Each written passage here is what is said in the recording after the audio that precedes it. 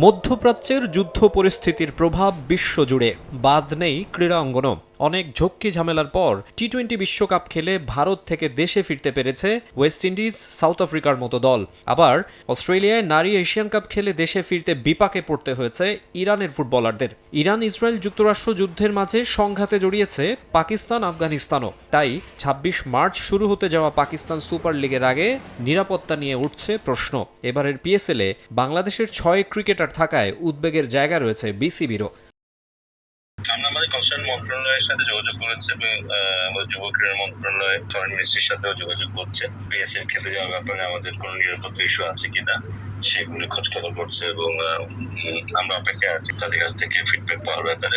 আশা করছি যে ওরা খেলতে যেতে পারবে, কারণ পাকিস্তান ক্রিকেট বোর্ডও কিন্তু এই টুর্নামেন্টটাকে নিরাপদ করার জন্য ভেন্যু কমানোর ব্যাপারে কিংবা কোন ভেন্যুতে খেললে নিরাপত্তা ইস্যুটা রেজ করবে না, এইসব চিন্তা ভাবনা তাদের মধ্যে আছে। আমরা আমাদের ছেলেদের নিরাপত্তার ব্যাপারটা দেখতে চাইবো। ভারত পাকিস্তান সংঘাতের কারণে পিএসএল এর সবশেষ আসরে খেলতে গিয়ে পাকিস্তানে আটকা পড়েছিলেন রিশাদ হোসেন ও নাহিদ রানা। জাতীয় দলের দুই ক্রিকেটারকে নিয়ে উৎকণ্ঠা তৈরি হয়েছিল পরিবার, ভক্ত, বোর্ড কর্তা সবার মনেই। এবার তাই সতর্ক দেশের ক্রিকেটের নিয়ন্ত্রক সংস্থা। এখানে খেলোয়াড়দেরও একটা ব্যাপার আছে, বোর্ড তাদের ছাড়পত্র দেবে। খেলোয়াড় যদি নিজের থেকে মনে করে ওরা জিততে চাইবে না নিরাপত্তার কারণে, সেই সিদ্ধান্ত তাদেরই, সেখানে বোর্ড কখনোই তাদেরকে বলবে না জিতে। প্লাস বোর্ড নিজ থেকে অবশ্যই নিরাপত্তা পরিস্থিতিটা কেমন সেটাও জানবে এবং সেই ফিডব্যাকটাও প্লেয়ারদেরকে দেবে।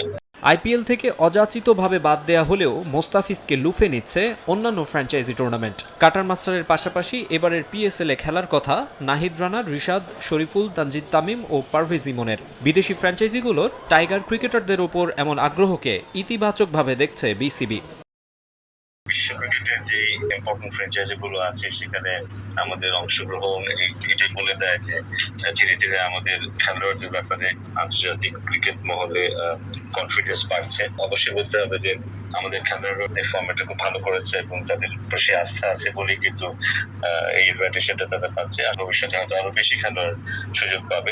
তবে শেষ পর্যন্ত এনওসি দেয়া হলেও ১৭ এপ্রিল শুরু হতে যাওয়া বাংলাদেশ নিউজিল্যান্ড সিরিজের জন্য দেশে ফেরানো হতে পারে ওয়ানডে দলের ক্রিকেটারদের। মাকসুম আলম খান, সময় সংবাদ, ঢাকা।